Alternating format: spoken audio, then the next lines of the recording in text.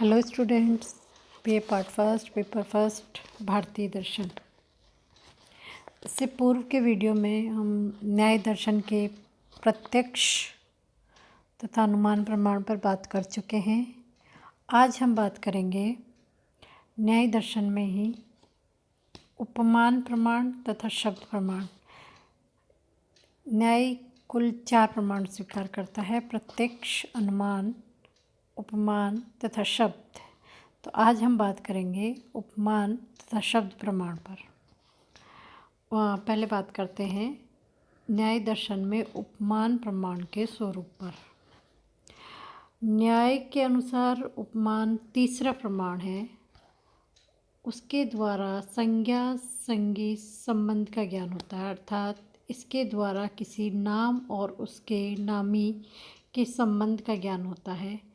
कोई विश्वास योग्य व्यक्ति आपके सामने किसी ऐसी वस्तु का वर्णन करे जिसे आपने कभी नहीं देखा हो और उसके बाद उस वस्तु को देखकर आप कहें कि ये वस्तु वही है जिसका वर्णन आपके सामने किया गया था, तो यह ज्ञान उपमान के द्वारा प्राप्त होगा। उदाहरण के लिए मान लीजिए कि हमने कभी नीलगाय नहीं देखी है, हम नहीं जानते नीलगाय क्या होती है। कोई व्यक्ति हमें ये बताता है कि यह गाय के जैसी होती है और गाय से बहुत मिलती जुलती है। अब यदि हम किसी जंगल में जाते हैं और वहाँ गाय के आकार का कोई पशु देखते हैं और समझते हैं कि इसी प्रकार का पशु नीलगाय है, तो यह ज्ञान उपमान के द्वारा प्राप्त होगा। एक दूसरा उदाहरण और बताती हूँ मैं आपको। मान लीजिए किसी ने हनुमान नहीं देखा है और उसे कहा जाता है कि ये बंदर के जैसे होता है, केवल इससे आकार में बड़ा होता है और इसका मुंह काला होता है। तब वह लड़का हनुमान को देखकर ही समझ जाएगा कि ये हनुमान है। तो इसे हनुमान का ज्ञान उपमान के द्वारा प्राप्त होता है। संक्षेप में हम ये कह सकते हैं कि नाम और नामी के संबंध के ज्ञान को ही उपमान कहते हैं। उपमान प्रमाण के लिए यह आवश्यक है कि हमें किसी परिचित वस्तु के साथ ज्ञातव्य वस्तु के सादृश्यों का ज्ञान प्राप्त रहे और आगे चलकर उन सादृश्यों का प्रत्यक्षीकरण हो। जब हम गवय में गो के सादृश्य को देखते हैं और पहले सुनी हुई बात का स्मरण करते हैं कि गवय या नीलगाय गो के सदृश्य है, तभी हम जानते हैं कि इसका नाम नीलगाय है। अब हम बात करते हैं न्याय दर्शन में शब्द प्रमाण के स्वरूप की। न्याय के अनुसार चौथा प्रमाण शब्द है। शब्दों एवं वाक्यों से जो वस्तुओं का ज्ञान प्राप्त होता है उसे शब्द कहते हैं। सभी शब्द ज्ञान यथार्थ नहीं होते, अतः शब्द को प्रमाण तभी समझा जाता है जब इसके द्वारा यथार्थ ज्ञान मिलता है। आप या यथार्थवादी व्यक्तियों के वचन शब्द प्रमाण समझे जाते हैं। शब्द प्रमाण के भेद। शब्द दृष्टार्थ और अदृष्टार्थ 2 प्रकार के होते हैं। दृष्टार्थ शब्द उसे कहते हैं जिससे ऐसी वस्तुओं का ज्ञान प्राप्त होता है जिसका प्रत्यक्ष हो सके, तथा अदृष्टार्थ शब्द उसे कहते हैं जिससे अदृष्ट वस्तुओं का ज्ञान प्राप्त हो। एक अन्य ढंग से भी शब्द के 2 भेद किए जाते हैं, वैदिक और लौकिक। वैदिक शब्द स्वयं ईश्वर के वचन माने जाते हैं, अतः वैदिक शब्द बिल्कुल निर्दोष एवं अभ्रांत होते हैं, किंतु लौकिक शब्द सभी सत्य नहीं होते।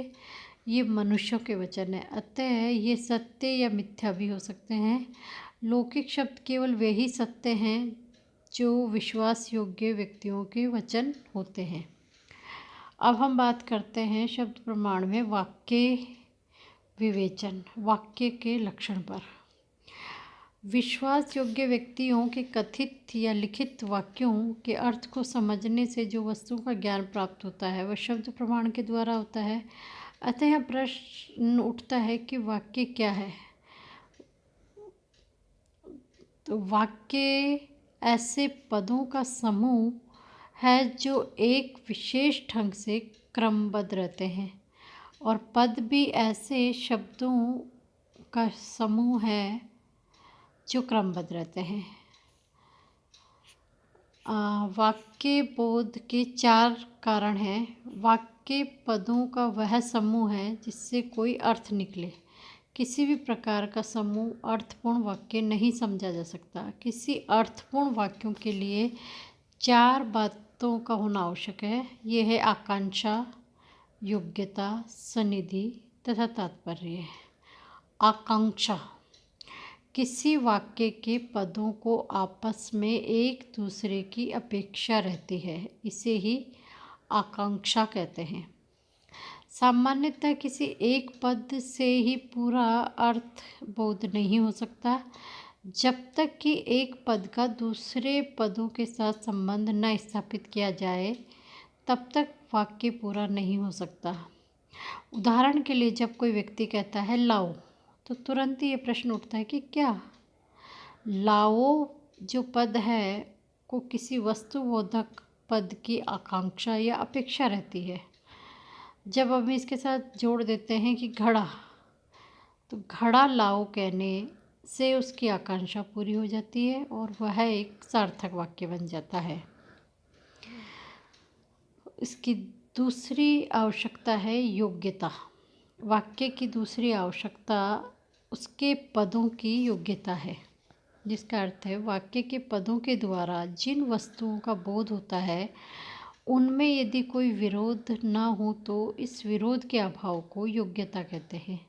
उदाहरण के लिए कोई कहे कि आग से सींचो, इस वाक्य के पदों में योग्यता का अभाव है क्योंकि आग और सींचना ये परस्पर विरोध है। अब बात करते हैं सन्निधि की। वाक्य की तीसरी आवश्यकता है सन्निधि। वाक्य के पदों का एक दूसरे से सामीप्य होना ही सन्निधि है। कोई वाक्य तभी अर्थसूचक हो सकता है जब उसके पदों में समय एवं स्थान की दृष्टि से निकटता हो।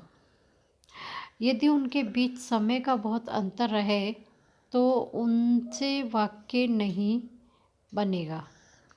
उसी प्रकार यदि उनके बीच स्थान का भी अंतर रहे बहुत ज़्यादा तो भी वाक्य नहीं बनता।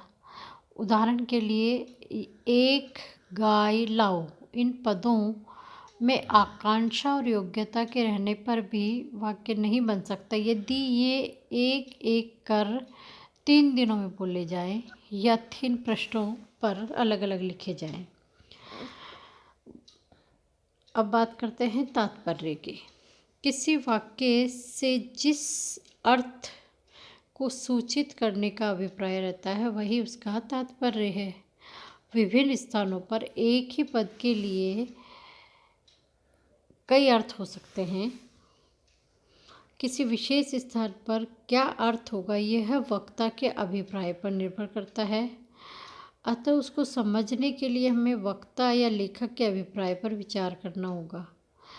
यदि किसी व्यक्ति को कहा जाए कि सैंधव लाओ तो वह मुश्किल में पड़ जाता है कि वह नमक लाए अथवा सिंधु देश का घोड़ा, क्योंकि सैंधव का अर्थ सैंधव नमक और सिंधु देश का घोड़ा दोनों है। किंतु यदि हम वक्ता के अभिप्राय की सहायता लें तो फिर हम समझ सकते हैं कि वह क्या चाहता है। जैसे अगर कोई खाते समय ये मांग रहा है सैंधव लाओ तो सामान्य सी बात है कि वह नमक की बात कर रहा होगा। अतः वाक्य के अर्थ को हम तभी समझ सकते हैं जब उसके तात्पर्य पर विचार करें। धन्यवाद।